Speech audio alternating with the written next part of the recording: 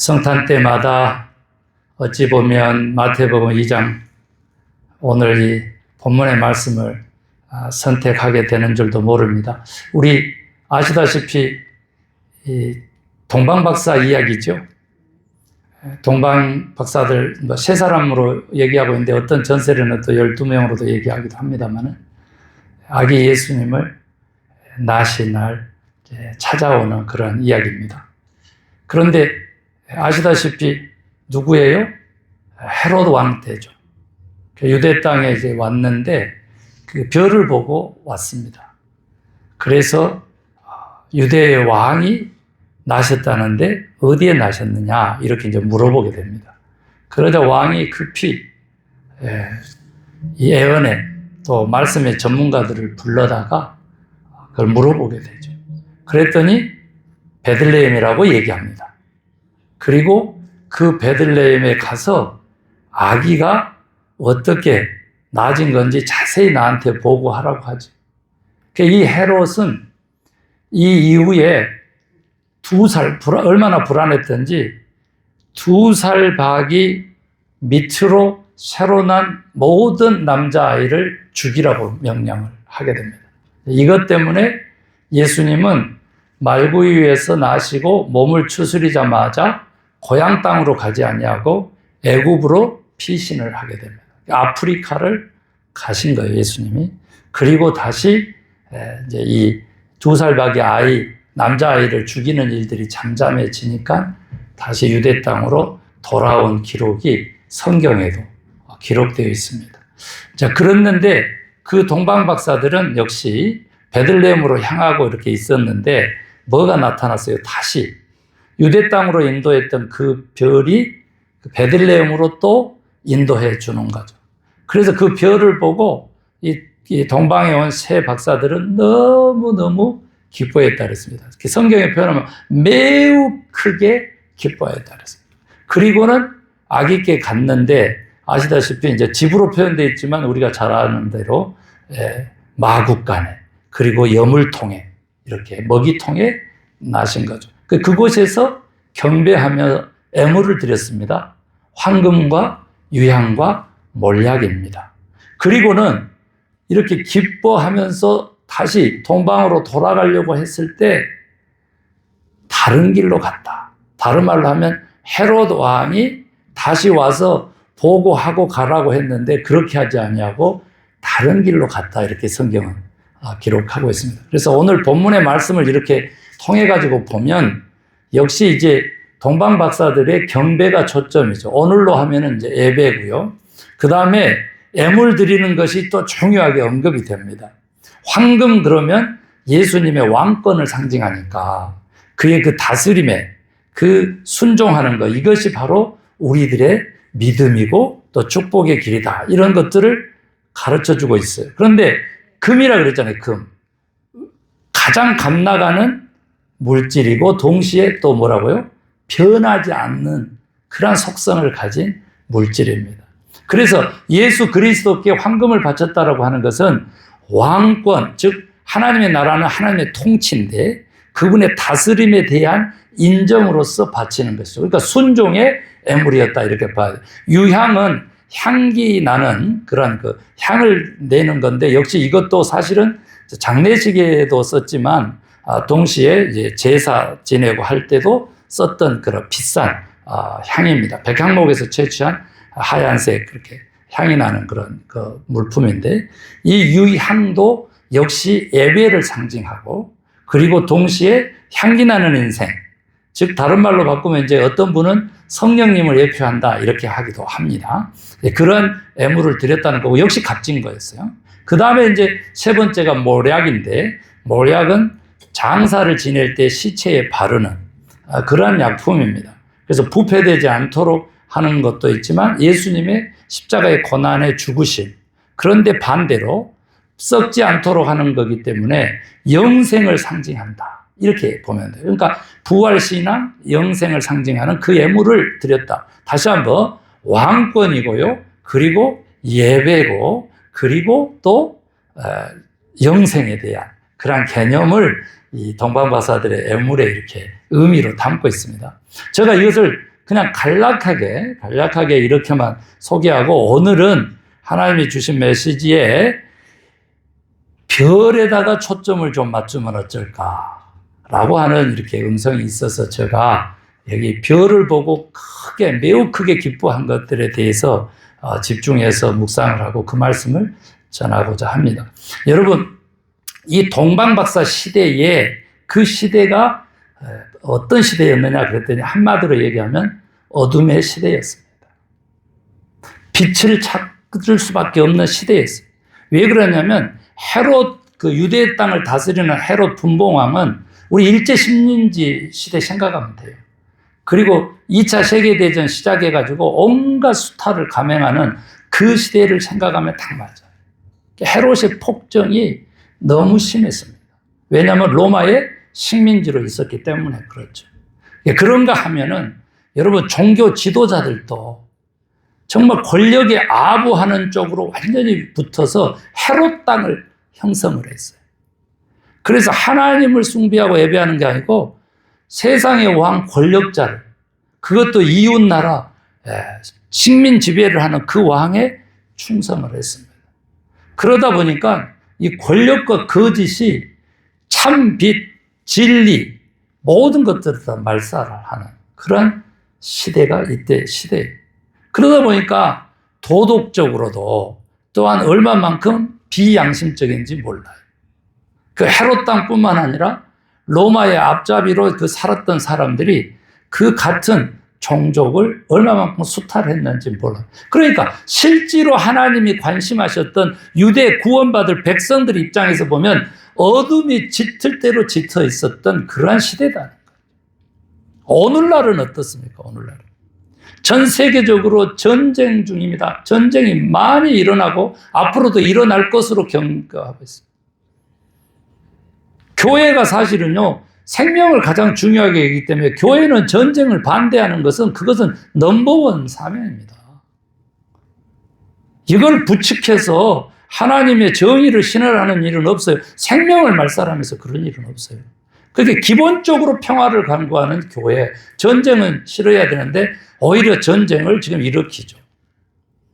그리고 실질적으로 평화를 불러왔다고 하지만 또 다른 전쟁 위기를 막 조장하면서 무엇을 만들어내요? 인류 살상 무기를 제조해가지고 그것을 팔아서 무역 수지 흑자를 만드는 나라가 또한 미국입니다. 우리가 살고 있는 미국이에요. 가만 방치하고 이대로 둬서는 정말 평화의 왕으로 오신 성탄의 그러한 진정한 메시지를, 하늘 메시지를, 그 의미를 우리가 받아 누릴 수가 없는 지금 상황이에요. 그런가 하면 무기로 살상하는 전쟁만 벌이는 게 아니잖아요, 지금. 무역 전쟁까지 하게 되면서 경제적으로 얼마나 불안하고 지금 미래가 암담한지 몰라요. 지금 경제학자들은 얘기합니다. 2026년 되면 나아지는 것이 아니라 이제 물가가 급속하게 오르게 될 거고, 또 올해가 지나기 전에 이 무역 전쟁하면서 관세 매겼던 그 모든 것들이 불법이라 해가지고 지금 여지껏 관세 차지한 것을 다시 돌려줘야 된다고 하고, 또 이걸 막기 위해서 온갖 지금 거짓말, 가짜 뉴스, 가짜 보고, 가짜 통계, 이런 것들로 사회를 온통 지금 혼란스럽게 합니다.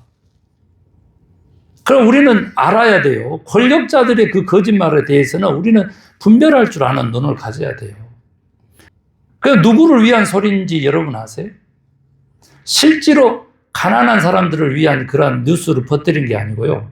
맹목적으로 그 극우 이념에 사로잡힌 그 소수 몇 사람 가진 사람들, 부자들, 그 사람들을 위해서 그 가짜 뉴스를 막 퍼뜨리는 거예요. 이 동방박사들의 시대하고 하나도 다를 것 없는 오늘날은 어둠의 시대다, 저는 그렇게 봐요. 특히 어두운 것은 뭐냐 그러면요, AI 시대를 맞아가지고 저 온갖 세상이 막 난리잖아요. 그런데 여러분, AI를 통해가지고, 즉 인공지능을 통해가지고 돈을 벌 수 있는 사람들은 뭐예요? 일론 머스크 같은 사람 말고는 없어요. 세계 10대 부자, 10대 기업들, 그 사람들 말고는 AI를 통해서 돈을 벌 수 있는 길이 없어. 그러면 소수에게 온 인류, 85억 인류가 지배당한다고 하는 뜻을 가지고 있어요. 그러다 보니까 여러분, 공부하고 배웠던 우리들의 젊은 세대, 우리들의 자녀들의 세대, 우리들의 손자들의 세대, 차세대 그 통틀어서 이 나라와 세계를 지탱해야 될 그 젊은 세대들은 방향을 잃은 거예요. 방향. 의사가 돼도 뭐 AI가 뭐 로봇이 대체한다고 해버리고, 변호사도 뭐 다 사라질 직업이라고 해버리고요.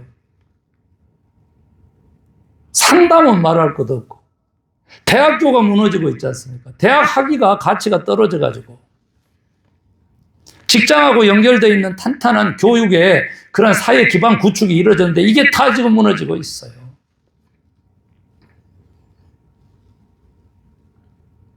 젊은 세대에게 방향을 제대로 잡아주지 못하는 이 어둠이 엄습한 2025년의 성탄절인 거예요. 이럴 때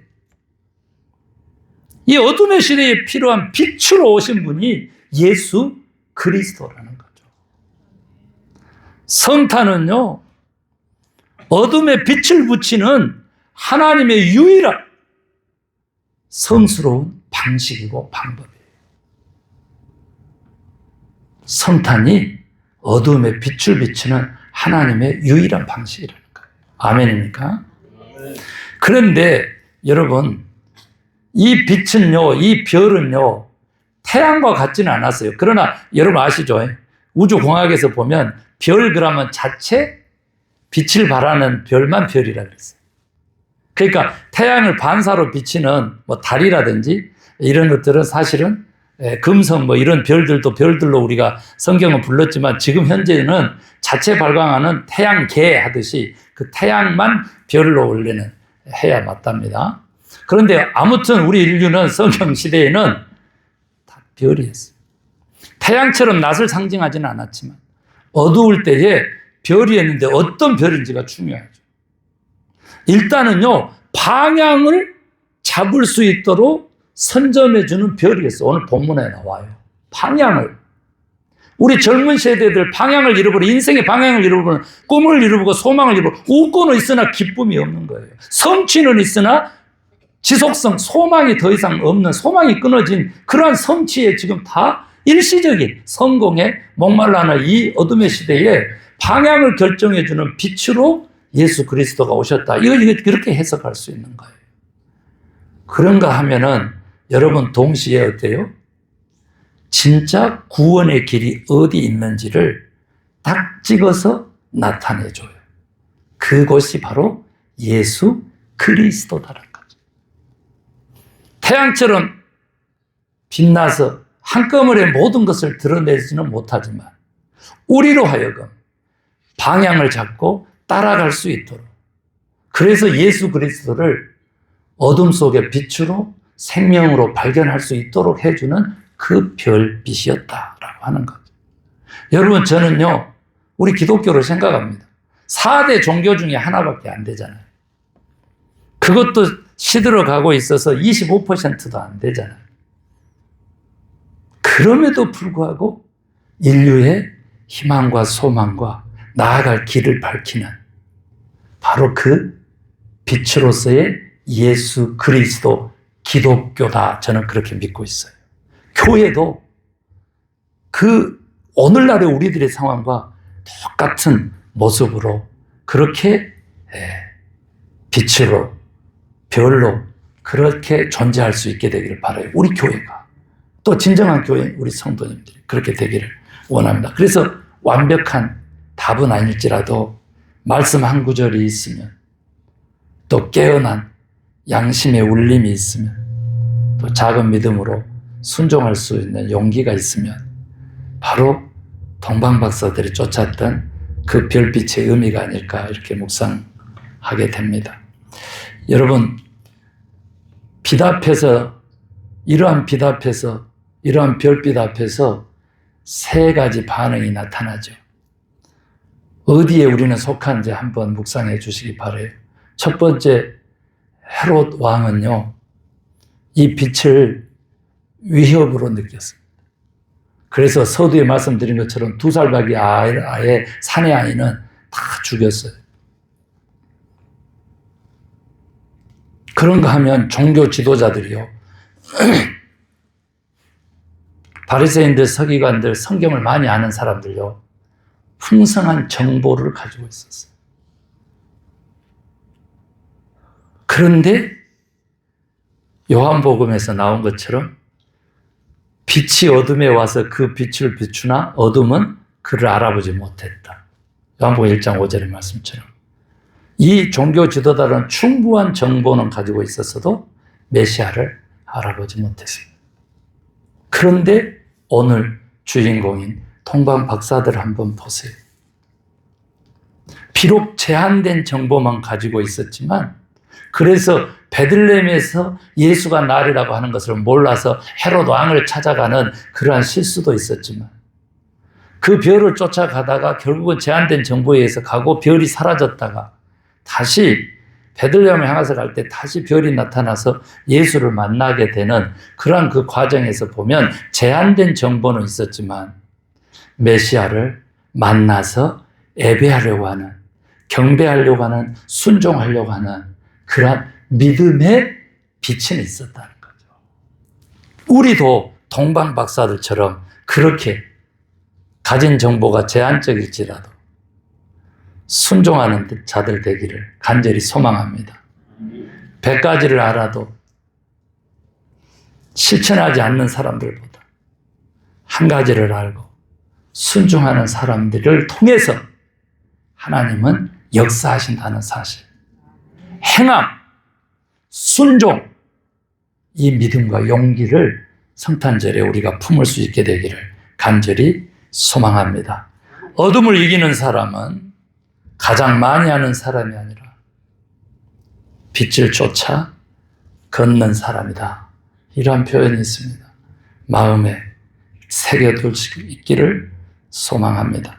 여러분, 오늘 동방박사들은요, 오늘 성경 본문에 보니까 이게 가장 핵심인데 매우 크게 기뻐했다 그랬습니다. 뭐만 봐도? 별만 봐도. 그렇습니다. 10절에 나오죠. 그들이 별을 보고 매우 크게 기뻐하고 기뻐하였다. 2번 반복했다는 게 진짜 기뻤다는 거예요. 그러니까 어떻게 갔을까? 이렇게 제가 묵상을 좀 해봤어요. 그랬더니 아마 총총 이렇게 뛰었을 것 같아요. 이렇게 뛰어서 막 쫓아서 갔을 것 같아요. 애물 품에 안고 가는데 그냥 이렇게 가지 못하고 막 이렇게 두 발을 이렇게 이러면서 뛰면서 춤을 추면서 갔을 것 같아요.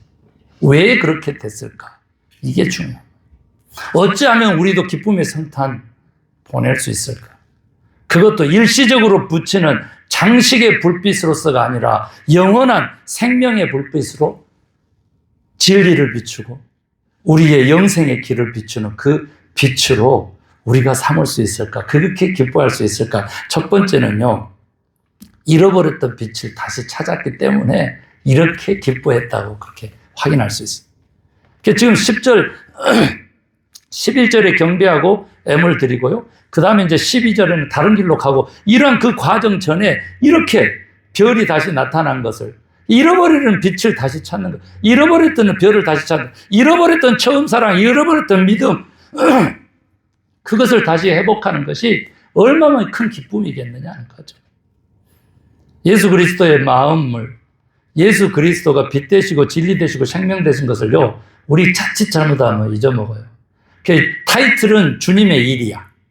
그런데 그 일에 대해서 여러분, 우리가 너무 몰두하다 보면, 일만 몰두하다 보면 진짜 예수 그리스도의 일이라고 하는 사실을 잊어먹는다.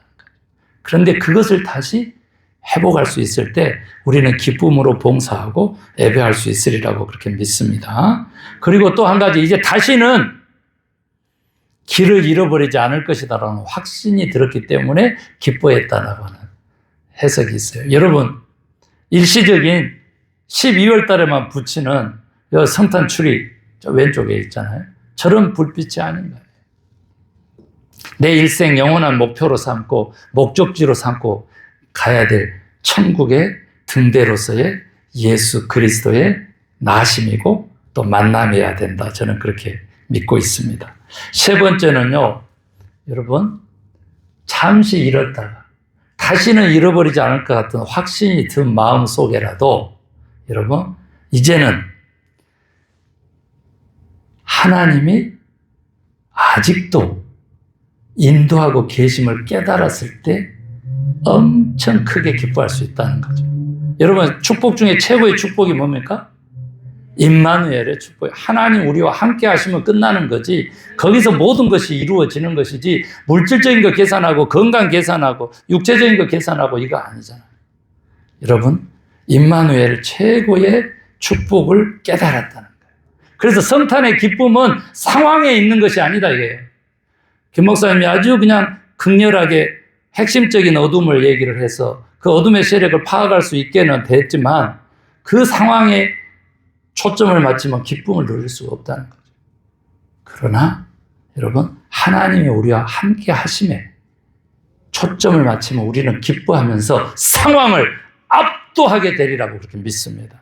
상황을 다 평안하게, 평탄하게 다 정리하게 될 것으로 저는 그렇게 믿습니다. 마지막인데요, 여러분, 동방박사들이 헤롯 왕하고 한 약속을 거부하고 다른 길로 갔다는 것이, 이게 너무나 또한 큰 메시지를 담고 있습니다. 빚된 자녀의 삶은 어찌해야 되는지를 나타내 주는 거예요. 헤롯 왕이 친절했잖아요. 부족한 정보를 채워줬잖아요. 그리고 베들레헴으로 길을 안내한 것처럼 그렇게 비춰졌잖아요. 다른 사람들 같으면 그렇게 갔으니까 약속한 대로 다시 가서 왕께, 제가 유대인의 왕 아기로 낳았는데 잘 경배하고 애물도 드리고 잘 다녀왔습니다, 우리 돌아가는 길 안전하게 지켜주세요, 그러고 갔었을지도 몰라요. 어찌 보면 오늘날 나라들 간의 외교 사절단들 이렇게 보면 웃기는 장면들이 참 많이 나오는데 그렇게 웃길지도 몰라요. 그런데 동방박사들은 그렇게 하지 않았습니다. 빛의 자녀됨의 길을 간 거죠. 예수 그리스도를 만났으니까 다르게 산 겁니다. 다른 길이 상징하는 이 다름, 구별됨이 바로 거룩함입니다. 그 영적인 원리를 안다면 오늘 이 구별됨의 길을 가는 동방박사들의 길을 우리는 따라서 갔으면 좋겠습니다. 그 첫 번째는 타협의 길이 아니라 진리의 길로 갔다. 두려움의 길이 아니라 순종의 길로 갔다. 자기중심적인 길이 아니라 경배하는, 하나님에게 예배하는 하나님 중심의 길을 갔다라고 하는 것입니다. 이것이 삶의 방향을 바꾼 위대한 별로서 이 땅에 오신 우리 예수님의 능력이다, 축복이다. 저는 그렇게 믿고 동방박사들과 같은 진리의 길, 순종의 길, 하나님 중심의 길을 함께 가는 저와 여러분 되기를 소망합니다. 여러분, 성탄은요, 사람을 바꾸는 하나님의 빛인 것입니다. 그래서 이 어둠의 세상에 빛이 어둠에 왔으면 어둠이 물러가는 것은 자연스럽지만, 물러간 어둠이 그 빛이 누군지를 알아보지 못했다라고 하는 그 한탄 섞인 요한복음을 다시 한번 살펴보면 정말 암담하죠. 그리고 기도를 할 수밖에 없지만은, 그래도 여러분, 여전히 별은 빛나고 말씀은 살아있고 예수 그리스도는 세상의 소망으로 우리와 함께 임마누엘 생명으로 그렇게 동행하신다는 사실을 믿으면 교회도 어두움을 탓하지 아니하고 함께 모여 어두움 속에 빛을 발하는 공동체, 주님의 몸으로 빛나는 존재로 서게 될 것으로 저는 확신합니다. 그래서 우리 각자가 별이 되어서 이 어둠의 세상에 작은 빛을 비추는 천국의 별들 되시기를 주의 이름으로 간절히 축원합니다.